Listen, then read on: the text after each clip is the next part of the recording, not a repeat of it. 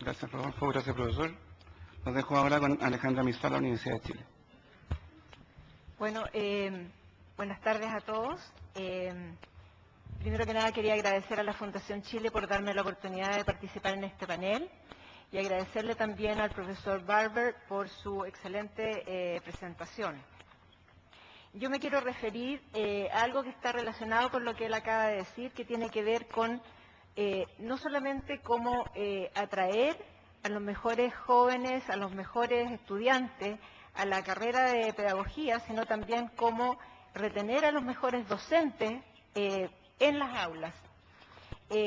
Porque básicamente lo que el profesor Barber nos dice, que uno de los elementos, no el único por cierto, es que es necesario pagar buenos salarios de entrada para atraer a los jóvenes talentosos a la pedagogía. En Chile, los datos que nosotros tenemos comparables con países de la OECD muestran que el salario de entrada que hoy día tiene un profesor es de 1,24 en relación al Producto Interno Bruto per cápita. Esto se compara positivamente con los casos que él estudió, con los casos de Finlandia, Singapur, de Corea. Sin embargo, al poco andar, los salarios se empiezan a diferenciar entre, por ejemplo, si uno mira los salarios de entrada de los profesores comparados con periodistas, por ejemplo, o comparados con trabajadores sociales o con psicólogos, no son tan diferentes. Sin embargo, a los 5 años uno ya empieza a ver diferencia en estos salarios. Por otra parte, en términos de los salarios generales, han ido aumentando fuertemente en Chile. Desde el año 90, que partieron de un nivel muy bajo, los salarios, por dar una cifra que muestre un poco el fenómeno, entre el 90 y el 2006, la remuneración de un profesor ha aumentado en términos reales en 167%. Entonces, uno cuando mira los datos y cuando hace los análisis estadísticos correspondientes, observa que en realidad el salario promedio de un profesor en Chile no es más bajo que el salario de otros profesionales similares, con similares años de educación, con características similares. En promedio.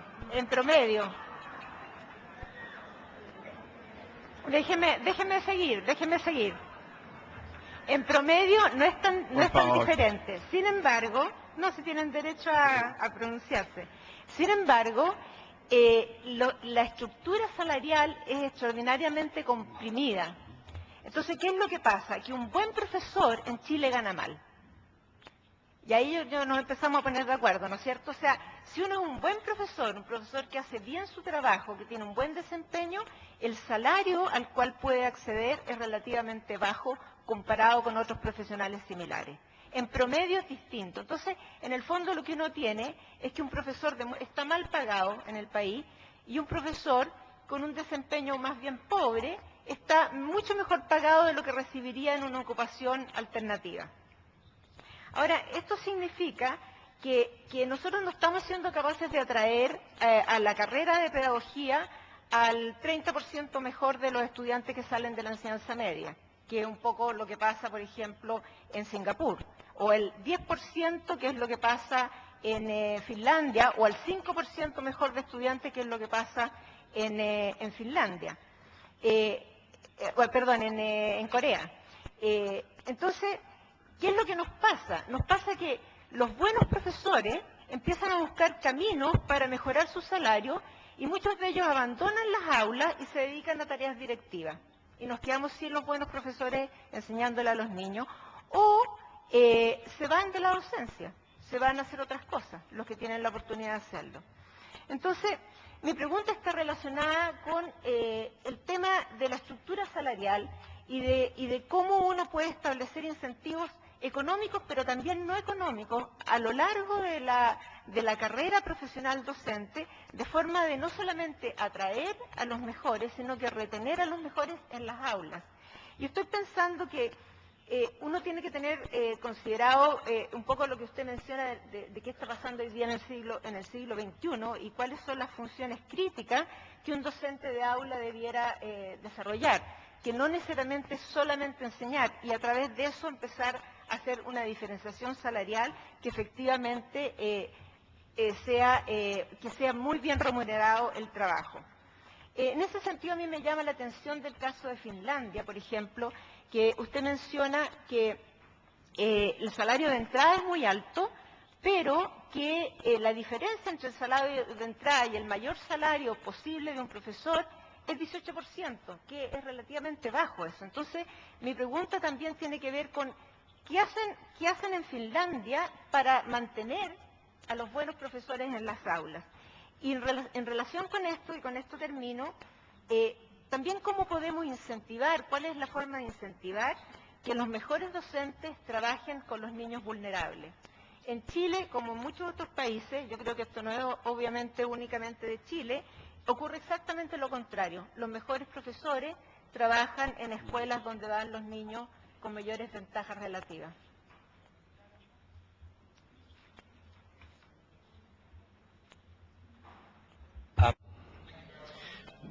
Muchas gracias.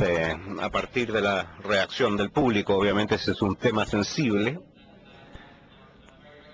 y agradezco la posibilidad que me dan de poder hacer un comentario al respecto. Quisiera responder todo esto en 4 diferentes secciones. En primer lugar, antes de pasar al tema del salario para los docentes, en mi presentación yo describí la gran reforma a la formación docente que nosotros hicimos y que también relacionada con el reclutamiento y la retención de profesores. Y en función de eso hicimos o realizamos muchas investigaciones acerca de por qué los docentes abandonaban la docencia o por qué las personas con talento no querían transformarse en docentes. La razón más importante para el abandono de los docentes de la docencia no era el pago, sino que era la calidad del liderazgo en sus escuelas.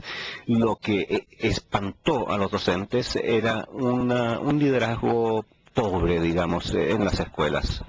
Y eso yo lo he apreciado en muchos otros países, en Australia, en Estados Unidos, etcétera. La calidad, entonces, del liderazgo escolar es un factor importante en cuanto a la retención de los profesores.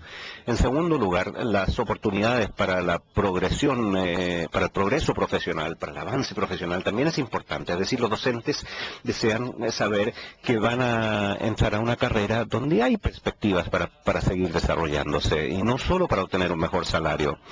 Ahora, la generación ya tiene 20 y tantos años cuando selecciona un...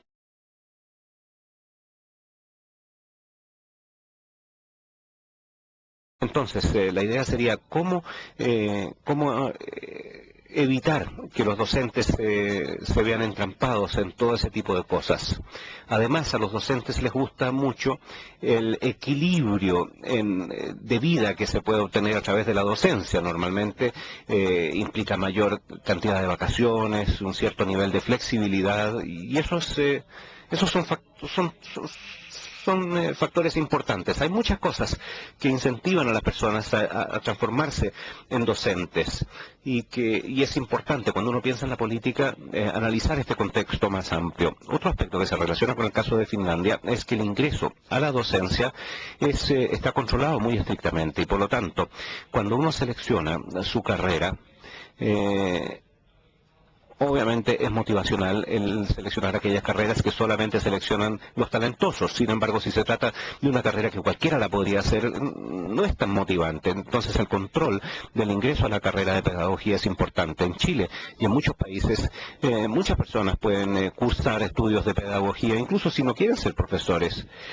Por lo tanto, el control del ingreso a la carrera de la pedagogía es algo sumamente importante. Y finalmente, y antes de pasar al tema de los salarios, el recompensar el éxito. Cuando las personas ven que sus esfuerzos son reconocidos y recompensados, no necesariamente en términos económicos, pero por lo menos reconocidos, eso es importante. Sin embargo, si a todo el mundo se le da un trato equitativo, independientemente de si trabaje bien o mal, eso desmotiva. Y otro aspecto acerca de la docencia es que en general hay mayor seguridad laboral, es más difícil perder el trabajo y además hay mayor seguridad social generalmente. Ahora, en cuanto a los salarios, la evidencia internacional apunta, y lo que usted ya mencionó, apunta a que la razón que existe entre el salario inicial relacionado con el PIB per cápita o con los sueldos promedio en aquellos países. Y al estar por encima del PIB per cápita al inicio de la carrera es un aspecto muy positivo. Además, diferentes países tienen diferentes formas de establecer una diferenciación. En Finlandia, y es aquí donde Finlandia se diferencia mucho del resto de las sociedades del mundo, que es una sociedad muy homogénea, es muy equitativa. Les puedo decir algunas cosas interesantes acerca de Finlandia. El impuesto a la renta en Finlandia, por ejemplo, se publica. El impuesto a la renta de todo el mundo se publica. Entonces, si uno invita a alguien a cenar a su casa en la noche, uno podría meterse en internet y ver si acaso esta persona ha pagado sus impuestos o no. Si uno recibe una multa, por ejemplo, una multa por exceso de velocidad en Finlandia, cuando el policía para a la persona, puede emitir inmediatamente la multa. Y antes de emitir la multa, de cursar la multa, puede verificar si acaso esa persona, ese infractor, ha pagado o no sus impuestos. Y dependiendo de cuánto paga de impuestos, se diferencia también el monto de la multa. Entonces Finlandia es realmente muy diferente a muchos países. Los profesores en Finlandia no piensan de la misma forma en que piensan los profesores en Chile, en Inglaterra, en Australia o en Estados Unidos, cuando piensan acerca de esa progresión. ¿Por qué? Porque es una sociedad mucho más equitativa y están en un trabajo altamente valorado, reciben un gran respeto por parte de la sociedad para hacer ese trabajo, reciben un buen salario y tienen un buen apoyo en cuanto a seguridad social, etcétera. Y por lo tanto la progresión profesional en Finlandia es bastante plana, por así decirlo. Yo lo que haría es analizar sistemas como Singapur, como Inglaterra, donde uno puede lograr una progresión y obtener saltos en los salarios a medida que se van cumpliendo o se van alcanzando ciertos niveles y etapas. Ahora, en cuanto a niños vulnerables, nosotros tenemos el mismo problema en Inglaterra. Es mucho más difícil atraer a los mejores docentes para aquellas escuelas más difíciles, por así decirlo. Pero si vamos a educar a todos los niños bien, tenemos que lograr hacer eso. Y aquí este tema se trata de incentivos, seguramente incentivos salariales, es decir, el permitir que los docentes reciban un mejor salario si van a trabajar en las zonas más exigentes, pero también brindándoles más apoyo, más desarrollo profesional, más tiempo libre, quizás oportunidades para tener periodos sabáticos, para refrescar sus conocimientos, etcétera. Yo lo que consideraría es un paquete de incentivos, no solo financieros, para poder atraer a los mejores docentes para las escuelas más difíciles. Y tenemos que hacer mucho más en torno a eso en Inglaterra. Obviamente no hemos hecho lo suficiente. Gracias, Alejandra.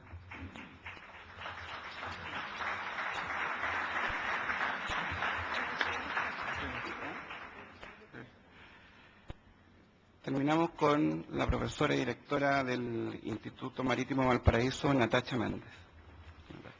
Buenas tardes, estimado asistente. Yo creo que uno de los temas menos abordados ha sido la formación de directores. Y es verdad que tenemos escuelas efectivas y directores efectivos, pero en definitiva esta excepción a la regla no pueden ser la base de ningún país, de ningún sistema educativo. En especial cuando a los directores se les pide una gran capacidad de innovación. Y la innovación requiere un gran conocimiento, una gran capacidad de transferencia, experiencia, y si tuviéramos una receta de cocina, una pizca de intuición y también un liderazgo personal. Pero eso en la formación de directores no se ha establecido. De hecho, en nuestro país hay concursos públicos, se dictaron los concursos públicos, pero quienes llegan a ejercer la función de directores empiezan a aprender en el ejercicio de su función. Y esa ya es una limitación, porque si no tiene las condiciones establecidas para ejercer un liderazgo efectivo, lo más probable es que mantenga el mismo comportamiento de la escuela de malos resultados. Y los otros que logran aprender ya casi terminan su periodo de cinco años. Eso por una parte. Por otro lado está la limitación que los directores, además, la mayoría de ellos, no todos, pero la mayoría, no tienen posibilidad de selección de personal y por otra parte tampoco de desvinculación de personal. y tampoco existen sistemas de inducción de directores. Por lo tanto, hay una serie de condiciones necesarias que deberían generarse en nuestro país para establecer una mejor gestión de los directores que todavía no están. Y en ese sentido, yo quisiera hacer la siguiente consulta a Mr. Barber respecto a la experiencia internacional, porque en aquellos sistemas educativos que tienen buenos resultados, existen condiciones que permiten y posibilitan un liderazgo efectivo directivo. Entre esas condiciones, quisiera que hiciera una referencia, aunque ya él habló bastante del tema, pero de todas maneras, lo que se refiere a la formación de directores, al tema de la permanencia en el cargo de los directores, al tema de el empoderamiento y las atribuciones que tienen los directores en los sistemas educativos que han tenido buenos resultados.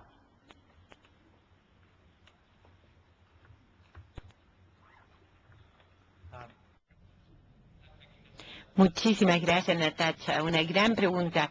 Es un tema importantísimo. Ya lo mencioné anteriormente en mi presentación, pero sí creo que es una de las mejores cosas que puede hacer un sistema para lograr mejoramiento en el corto y mediano plazo es mejorar la calidad de los directores o de la dirigencia en el colegio, en la escuela. Como decía antes, los directores tienen una gran influencia sobre los profesores y si los profesores gozan de su trabajo y son inspirados y tienen una gran influencia sobre eso y también en cómo les va a los niños en el colegio. Por lo tanto, son una parte importantísima del sistema. En Inglaterra trabajamos arduamente para mejorar la calidad de capacitar a los directores. Y una de las cosas que no hicimos bien cuando yo estaba haciendo, no tuvimos suficiente diálogo con los directores.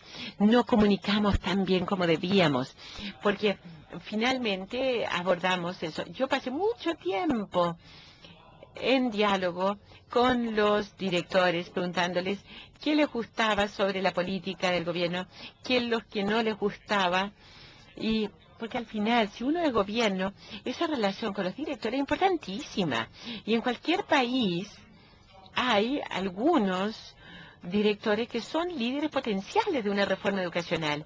Y realmente, si hay un movimiento de reforma dirigido por un gobierno, fantástico, pero si uno tiene una relación, aunque sea con una minoría de los directores que ven el futuro, que están comprometidos con mejorar el futuro. Entonces, un tema es conseguir un diálogo entre los directores y el gobierno para que sea efectiva y profunda. Y nosotros tomamos mucho tiempo para entender la importancia de ello en Inglaterra, pero llegamos ahí al final.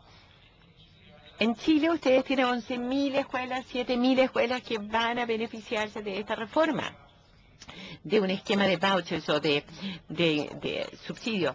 Y el influir sobre los directores en eso es una oportunidad excelente, porque el director es como un director de orquesta en realidad, el director de un colegio. No es una persona que toca un instrumento, pero sí crean la armonía o desarmonía. Y por lo tanto, y todo eso es responsabilidad del conductor, del director de orquesta. Y las lecciones obtenidas de los sistemas en nuestro informe es que están invirtiendo cada vez más en capacitación de alta calidad para los directores. En Inglaterra, a partir del próximo año, todos los que quieran ser director tendrán que completar un programa de capacitación antes de postular a un cargo. En Singapur ya eso es un hecho, en Chicago eso también es una realidad, y la capacitación es cada vez más entregada por directores exitosos, centrándose en colegios, muy poco en clases de universitarias, aunque la garantía de calidad asegurada por las universidades, y focalizarse en emprender muchas habilidades que lo hagan un muy buen conductor de orquesta, director de orquesta. Entonces, pienso que el construir una capacitación coherente para alguien que quiere ser director es importante. Y luego, una vez que llegan ahí, cuando reciben su primer cargo como director, necesitan capacitación y apoyo para hacer eso. Muy, muy específico en relación a esa comunidad. Y a medida que se desarrolla la carrera, necesitan oportunidades para renovarse, refrescarse. Y hay evidencia que muestra que los directores son más efectivos entre su tercer y séptimo años. No significa que uno no siga siendo efectivo, pero si usted está en el sistema entre el tercer y séptimo año, si usted es sistema, usted debe dar oportunidades para renovarse, para refrescarse, ponerse al día a los directores, un nuevo desarrollo profesional, a lo mejor cambiarlo de trabajo, a lo mejor aceptar más responsabilidad por el sistema al mismo tiempo que por el colegio, etcétera. Eso es en cuanto al tiempo, al tema tiempo que usted planteó. Aquí está mi resumen de qué es lo que yo pienso sobre los directores. Necesitan la capacidad para gestionar. Si usted quiere que alguien lidere un colegio, usted tiene que darles autonomía para que motive a su staff, lo seleccione, o gestione, hacienda, etcétera. Es muy frustrante si usted es director y tiene que ser responsable de su desempeño y no tiene las habilidades no tiene las capacidades para usted manejar a su equipo. Y lo mismo, tienen que ser pagados muy alto porque es un alto nivel de responsabilidad y tiene que haber alto nivel de capacitación y desarrollo. Y cuarto, tienen que ser personalmente responsables por los resultados de su escuela. Y si están por debajo de la norma, debería ser posible destituirlos, porque si el director hace un mal trabajo, va a tener un efecto negativo pésimo sobre el resto de los profesores y la comunidad. Igualmente, si le está haciendo bien, tienen que ser recompensados. No solo en términos de salario, sino en darles oportunidades de liderazgo más en el sistema. En Inglaterra tenemos un programa que se llama Dirigentes o Directores Nacionales de Educación, y 200 directores que han hecho una excelente labor en 4 o 5 años están en ese programa, y se les permite dar apoyo a otros colegios que están teniendo dificultades. En algunos casos, esos directores realmente se han convertido en el director mismo de 4 o 5 colegios. O sea, han sido directores en una cadena de colegios. Y esto ha sido excelente, porque cuando uno llega entre el tercer y séptimo año, cuando usted ya es excelente en manejar su colegio, tiene oportunidades para dirigir otras escuelas. Y vemos mucho potencial en eso para desarrollar una carrera, una vía de carrera a futuro. Barber.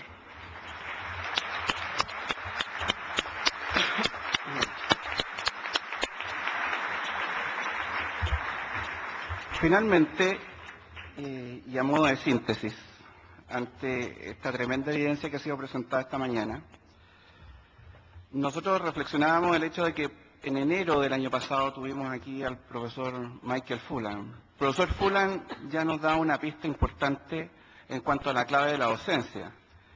Él decía que las fuerzas del cambio necesariamente están en la creencia de los profesores en poder lograr esa calidad.